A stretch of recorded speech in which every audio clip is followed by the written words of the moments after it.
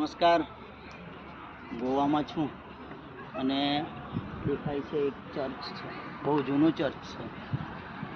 નામ છે બસલિકા ચર્ચ.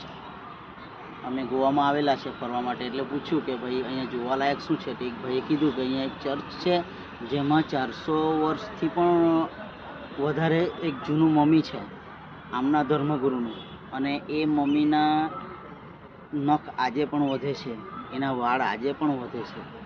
400 વર્ષથી પણ વધારે જૂનું મમ્મી એટલે કે માનવનું મૃત શરીર આજે પણ સચવાયેલું છે, કાચની પેટીમાં મૂકેલું છે.